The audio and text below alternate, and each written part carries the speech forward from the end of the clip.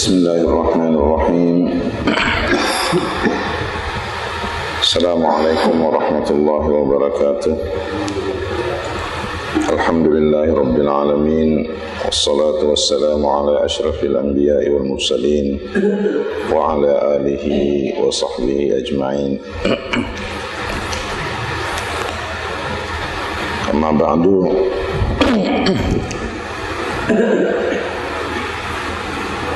Hadirin dan hadirat yang dimuliakan oleh Allah Subhanahu wa taala, jemaah subuh yang berbahagia.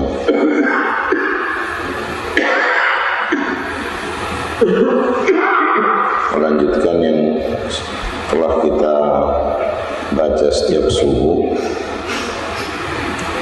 Subuh kemarin tentang makhrajnya Rasulullah sallallahu alaihi wasallam. Seperti apa Rasulullah SAW kalau berada di luar. Masih ada tersisa sedikit bahwa alladzina yalunahu minan nasi khiyarahum, alladzina yalunahu minan nasi khiyaruhum. Orang yang dekat dengan Rasulullah SAW adalah orang-orang pilihan. Di sahabat-sahabat Rasulullah, orang-orang dekat Rasulullah adalah orang-orang pilihan. Dan ini penting sebab sahabat itu memberikan indikasi terhadap siapa yang dia sahabati, ya kan? Jadi kalau selalu bersahabatnya dengan orang-orang baik, ya tentu dia adalah orang baik. Kemudian dikatakan afdaluhum indahu a'ammuhum nasihatan. Orang yang paling mulia di sisi Rasulullah sallallahu alaihi wasallam, orang yang paling banyak memberi nasihat.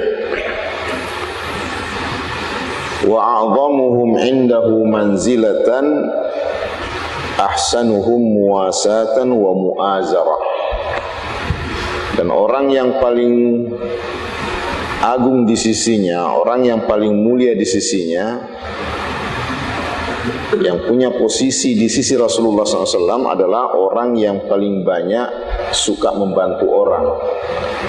Jadi yang paling suka membantu orang itu yang paling dimuliakan oleh Nabi Sallallahu Alaihi Wasallam. Kemudian selanjutnya qala fasa'altuhu an majlisihi faqala. Aku pun bertanya tentang bagaimana pula majlisnya Nabi Sallallahu Alaihi Wasallam. Faqala, lalu ia berkata, yang bertanya Sayyidina Husain, yang menjawab adalah ayahnya Ali bin Abi Thalib. Kana Rasulullah Sallallahu Alaihi Wasallam la yaqumu wa la yajlisu illa ala dzikrin. Bahwa sesungguhnya Rasulullah Sallallahu Alaihi Wasallam tidak berdiri dan tidak duduk kecuali dengan berzikir. Jadi tidak berdiri begitu saja, tidak duduk begitu saja, tapi berdirinya dan duduknya selalu Rasulullah sallallahu alaihi wasallam berzikir. Wa idza intaha ila qaumin jalasa haitsu yantahi bihil majlis. Ini juga adab luar biasa.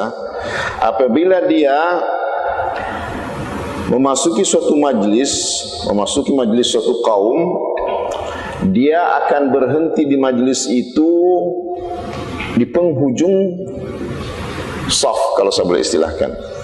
Jadi kalau kita masuk, kita tidak dianjurkan, Rasulullah tidak pernah mengerjakan memaksa dirinya untuk melangkah-langkahi orang untuk sampai di depan. Kalau memang terlambat masuk, duduk di ujung majlis. Kalau ingin duduk di depan, datang pagi-pagi. Nah, kalau Rasulullah Sallallahu Alaihi Wasallam mengatakan bahwa dia akan berhenti di ujung majlis kalau dia datang. Dia tidak akan memaksakan dirinya, mungkin karena dia merasa nabi atau merasa orang terhormat, sehingga memaksakan dirinya walaupun terlambat duduk di barisan depan. Itu Rasulullah tidak lakukan itu. Kemudian wa ya'murun nasa bidzalika, dan ia memerintahkan, dia melakukan seperti itu, dan dia menganjurkan, memerintahkan kepada orang-orang untuk melakukan hal yang sama, untuk melakukan hal yang demikian itu. Ini perlu.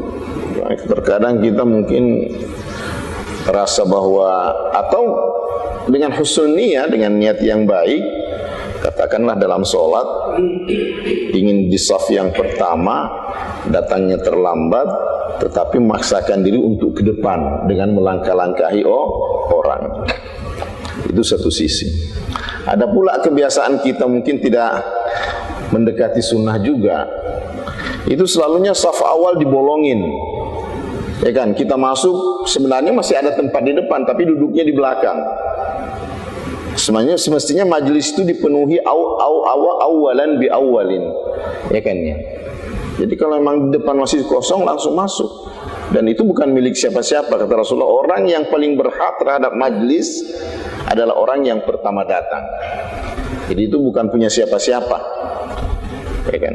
Kecuali kalau memang umpamanya kan imam, lantas di belakangnya diperuntukkan untuk beberapa orang, di mana orang ini adalah orang-orang yang memang bisa meluruskan bacaan imam andaikan imam salah. Kalau orang sembarang pula yang di belakang imam, 1, 2, 3 orang gitu kan ya, nanti kalau imam salah siapa yang membetulkan? Masa yang membetulkannya di ujung sana, nggak dengar imamnya. Jadi memang tidak masalah kalau diperuntukkan di belakang imam, kalau di dalam masjid lah, orang-orang yang memang layak atau berhak untuk membetulkan atau meluruskan bacaan imam andaikan salah atau mengingatkannya jika dia lupa. Ini yang dikatakan di sini, wa idzantaha ila qaumin, apabila dia sampai kepada suatu kaum, ke majelis kaum maksudnya, jalasa, dia duduk, haitsu yantahi bihil majlis, di mana ujungnya majlis. Wa ya'muru bidzalika, dan dia memerintahkan dengan yang demikian itu. Kemudian selanjutnya, yu'ti kulla julasaihi binasibihi. Nah, Rasulullah sallallahu alaihi wasallam memberikan setiap orang-orang yang duduk di depannya nasibnya masing-masing. Maksudnya begini, Rasulullah itu kalau berhadapan tidak selamanya ke depan terus, tapi dia akan membagikan pandangannya kepada semua majelis. Seperti itu. Jadi tidak hanya fokus kepada orang tertentu atau kepada orang tertentu atau kepada sudut tertentu, akan tetapi Rasulullah SAW jika di majelis dia akan memberikan orang-orang yang ada di majelisnya nasibnya masing-masing. Maksudnya yang dimaksud di sini nasibnya diperhatikan. Jadi semua akan dapat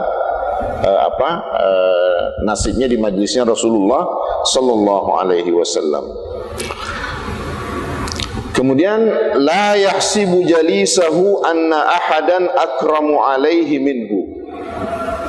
Lalu kemudian di sini katakan bahwa Rasulullah sallallahu alaihi wasallam tidak pernah menganggap bahwa ada seseorang di majelisnya lebih mulia, lebih utama berbanding dengan yang lainnya.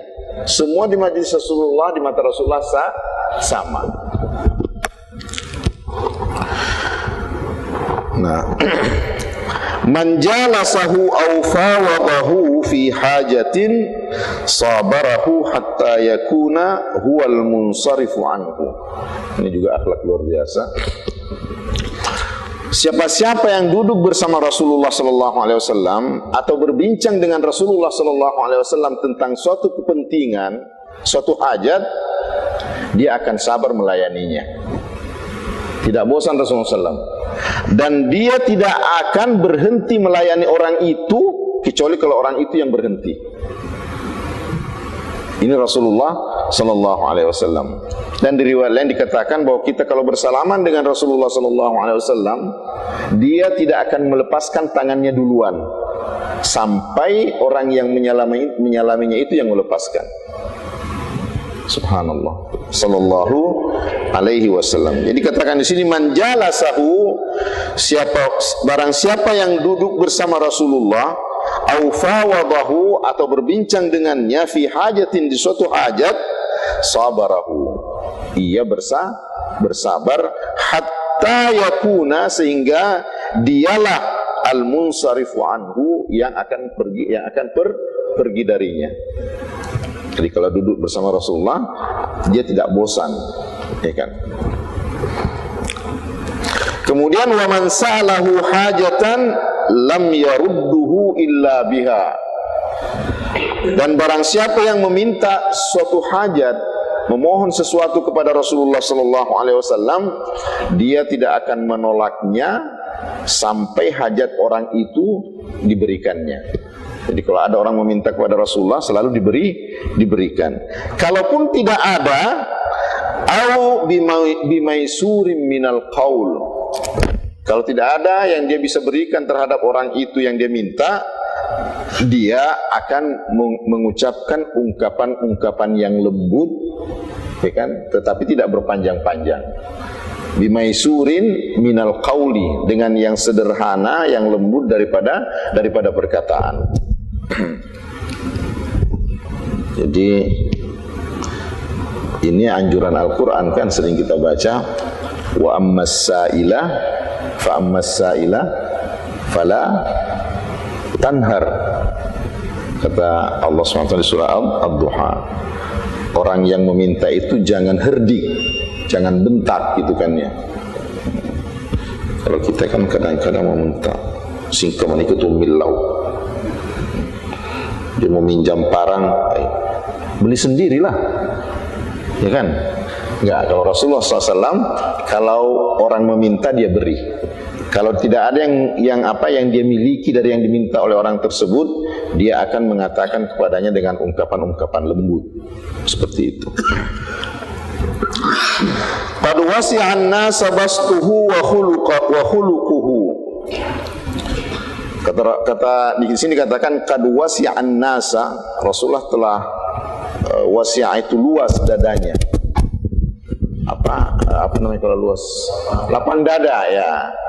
Dada Rasulullah SAW lapang disebabkan karena cerahnya mukanya dan baiknya akhlaknya. Jadi kalau orang datang ke sana tidak ada yang sumpah begitu kan ya. Semua orang lapang dadanya. Ya kan? Fasara lahum ka'abin, fasara lahum aban. Maka jadilah Rasulullah SAW untuk orang-orang yang datang ke majelisnya bagaikan seorang ayah, penuh perhatian dan tidak menolak permintaan. Lakin wasaru indahu fil haqqi sawa. Dan jadilah orang-orang yang ada di majelisnya dalam kebenaran itu adalah sama. Jadi kalau di masalah kebenaran, semua orang sama di mata Rasulullah SAW. Tidak ada karena ini saudara saya, ya kan, kebenaran akan timpang, ya kan. Tapi walaupun siapa di mata Rasulullah SAW dalam kebenaran adalah semuanya sama. Kemudian sedikit lagi, majlisuhu majlisu ilmin wa hilmin wa hayain wa amanatin wa sabrin. Majlisnya Rasulullah SAW adalah majlis ilmu. Yang dibicarakan di majlisnya Rasulullah adalah semuanya ilmu. Wa hilmin, majlis yang penuh dengan kelembutan. Hilmin itu kelembutan. Jadi kalau di majlisnya Rasulullah tidak ada maki-maki, tidak ada perkataan-perkataan yang kasar, tidak ada ungkapan-ungkapan yang menyinggung orang. Majlisu hilmin, majlis yang penuh kelembutan. Wahayain, majlis yang penuh dengan rasa malu. Jadi kalau di majlis Rasulullah SAW, majlis penuh dengan rasa malu. Wa amanatin, dan yang majlis yang penuh dengan amanah. Ini akan dijelaskan nanti yang dimaksud dengan amanah itu seperti apa, ya kan ya. Karena salah satu faktor yang kemudian menjadi permasalahan kadang-kadang di luar kontrol, sewaktu di majelis itu tidak ada amanah. Maksudnya yang didengar di sini kemudian diceritakan di luar. Seperti itu, tidak ada amanah, atau diceritakan disertai dengan embel-embel atau tambahan-tambahan. Ini yang kadang-kadang membuat informasi itu tidak jelas. Akan tetapi majlisnya Rasulullah SAW adalah majlis yang amanah. Wa sabrin, majlis Rasulullah adalah majlis yang sabar. Ya kan? Dikatakan ikhwan yang berbahagia, kalau di majlisnya Rasulullah SAW itu, saking sabarnya orang di majlisnya Rasulullah, bergerak pun tidak. Dikatakan andaikan ada burung hinggap di atas kepala seseorang itu saking sabarnya orang di majlisnya Rasulullah, dia tidak bergerak sehingga burung pun tidak terbang. Seperti itulah. Ya. Tidak sebentar duduk begini, sebentar duduk begini. Ya kan ya. Kalau ada penyakit sih tidak jadi masalah. Tapi maksudnya memang harus ada kesabaran di dalam majlis. Ada khudu, ada zul, ya kan ya. Apalagi kalau majlis ilmu. La turfa'u fihi al-aswatu.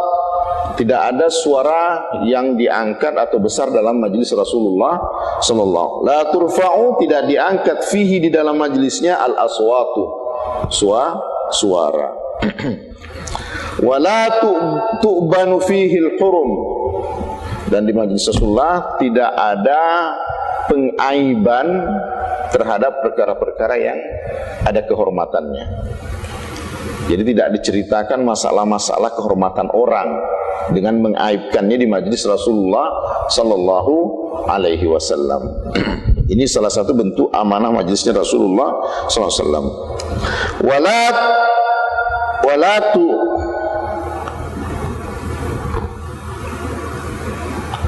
Wala tunkha falatatuhu. Apa artinya la tunkha falatatuhu? Wala tusya'.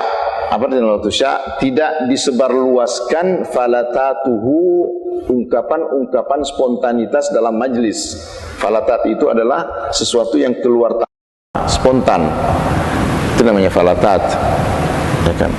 Seperti katakan bahwa bai'ahnya Sayyidina Abu Bakar itu ke Sayyidina Umar, faltatun, suatu sikap spontanitas yang dengannya Allah menyelamatkan umat ini. Sewaktu membaiat Sayyidina Abu Bakar, kan? Jadi yang dimaksud walatun falatatuhu, yakni tidak disebarluaskan ungkapan-ungkapan spontanitas dalam majlis. Karena ikhwan yang berbahagia, sewaktu kita kemudian duduk berbincang, walaupun berbincang di masalah ilmu, itu terkadang ada ungkapan yang keluar spontanitas, ya kan ya, yang mungkin tidak layak didengar oleh orang ramai.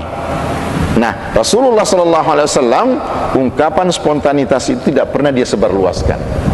Itu adalah rahasia majlis. Kemudian muta'adilin. Rasulullah itu orang-orang di depannya itu semuanya sama, muta'adilin, sama, seri, draw, sama semuanya. Tidak ada bedanya. Kemudian bal kanu yatafadhaluna bittaqwa. Kemuliaan itu, kelebihan seseorang dengan yang lainnya itu semata-mata dinilai dengan ketakwaan. Lalu kemudian mutawadhi'ina. Orang-orang di majlis Rasulullah itu adalah semuanya tawadhu. Yuqaruna fihil kabiru. Di majlisnya Rasulullah SAW itu orang-orang tua dihormati, dihargai. Itu di majlisnya Rasulullah sallallahu alaihi wasallam. Wa yurhamuna fihi as-saghiru. Ya kan? Wa yarhamuna fihi as-saghiru. Yuqaruna fihi al-kabiru wa yarhamuna fihi as-saghiru. Dan orang-orang yang lebih muda itu dikasihi, disayangi. Yang tua dihormati, yang muda disayangi. Yu'thiruna dha hajatin. Memprioritas Rasulullah itu majelisnya diprioritaskan, diutamakan, didahulukan orang-orang yang punya hajat. Orang-orang yang punya hajat. Wa yahfadhuna al-gharib. Dan Rasulullah SAW menjaga, memperhatikan orang-orang yang asing. Dan kadang di dalam masjid masuk orang atau dalam majlis mungkin baru pertama kali datang, itu terperhatikan oleh Rasulullah Sallallahu Alaihi Wasallam. Tidak akan dibiarkan masuk tidak kenal orang, keluar juga tidak kenal orang. Akan ditanya siapa nama anda dari mana, sehingga ada rasa kedekatan dalam hati. Kita katakan di hari sebelumnya bahwa Rasulullah itu ya'lifu wa la yunfiru. Artinya selalu cenderung untuk mentaklif orang, menyenangkan orang, membuat orang itu mau berhimpun. Ada kepedulian dari Rasulullah SAW. Ini yang dikatakan wa yahfazunal ghariba. Mereka itu menjaga orang-orang yang gharib. Yang dimaksud dengan orang gharib itu orang asing, orang yang asing di majelis itu, yang mungkin baru kali itu datang, atau mungkin dia memang bukan orang kampung itu, hanya singgah untuk, katakanlah, untuk mendengar atau untuk sholat. Nah, Rasulullah SAW menjaga orang tersebut, memperhatikannya. Jadi seperti itu, yang berbahagia, sedikit gambaran tentang Rasulullah SAW. Hampir semuanya yang disebutkan di sini adalah perkara-perkara yang mulia, akhlak-akhlak yang memang semestinya kita contoh. Kalaupun tidak bisa semuanya, karena memang kita manusia kurang, setidak-tidaknya ada sedikit daripada apa yang disebutkan di sini dari sifat-sifat mulianya Rasulullah SAW, kita jadikan sebagai sifat juga, kan? Kalau tidak bisa semuanya, kalau semuanya sih mungkin hampir tidak mungkin, ya kan ya. Siapa sih yang bisa menyamai Rasulullah Sallallahu Alaihi Wasallam? Akan tetapi setidak-tidaknya kita berusaha untuk apa? Untuk mendekat-dekat. Ini juga yang Rasulullah katakan apa? Saddidu wa qaribu. Berusaha saja untuk mendekat-dekat, untuk benar, dan berusaha untuk selalu mendekat-dekat. Dan cukuplah bagi kita orang-orang biasa ini kalau ada upaya untuk mau seperti Rasulullah Sallallahu Alaihi Wasallam, walaupun kemudian kenyataannya bahwa kita belum sampai dan tidak mungkin sampai seperti Rasulullah Sallallahu Alaihi Wasallam. Mudah-mudahan ada manfaatnya, terutama sekali dalam majelis lah. Amanah majelis seperti dijaga, ya kan? Kelemah lembutan dalam majelis perlu dijaga, ya kan? Apalagi kalau dalam beribadah, dalam bersaf, ya kan ya. Terkadang kita itu kelemah lembutan dalam bersaf itu hilang. Sewaktu Rasulullah mengatakan sawu sufufakum wa qaribu, gitu kan ya, rapatkan, luruskan. Nah, kita kadang-kadang tidak ada kelemah lembutan di situ. Kadang-kadang kita juga malu, ada saudara se-Islam kita yang berdiri di samping kita yang agak sedikit jauh, yang semestinya kita ajak mendekat, gitu kan ya. Tidak juga mau mengajak. Kenapa tidak mau mengajak? Karena terkadang orang yang diajak itu yang orang yang diajak untuk mendekat kadang-kadang agak tos itu. Begitu. Jadi saya pernah tarawih di suatu masjid umpamanya kan ya, itu karena ada anak muda yang mungkin pernah mendengar pentingnya merapatkan saf, itu mendekat, sangat dekat, seperti yang dianjurkan, mendekat-dekat ke orang yang berdiri di sampingnya. Nah, yang di sampingnya ini semakin mendekat, menjauh sedikit, dia mendekat lagi, akhirnya teriak orang itu, agatu, agatu, gitu kan ya. Apa ini, ya kan? Kok harus rapat-rapat, ya kan? Padahal yang harus rapat-rapat itu bukan maunya saya, ya kan ya? Itu maunya Rasulullah Sallallahu Alaihi Wasallam. Dan Rasulullah mengatakan salah satu kesempurnaan sholat itu adalah dengan merapatkan dan meluruskan shaf, gitu kan. Kemudian jangan ada keangkuhan. Jadi kan kadang-kadang mungkin karena saya lah sering melakukan, gitu kan ya, atau kadang melakukan, kita sudah duduk berdiri begini, datang orang di belakang kita atau di depan kita, ya upayakanlah bahwa kita yang meluruskan. Tidak perlu kamu saja yang ikut, tidak perlu saya yang ikut, gitu kan ya. Ya, ini kita sedang mau beribadah dan tunduk kepada Allah Subhanahu wa taala. Jadi siapapun justru fastabiqul khairat di sini. Mesti berlomba-lomba dalam kebaikan. Justru andaikan saya yang berusaha untuk meluruskan yang bengkok, kecuali kalau umpamanya kan dari sini sudah lurus, datang-datang satu orang agak sedikit ke depan atau sedikit ke belakang, itu menjadi kewajiban kita sebagai umat Islam yang bertanggung jawab bersama sesama muslim untuk mengajarnya untuk bersama-sama, mundur dikit gitu kan ya, atau maju sedikit karena ini sudah lurus.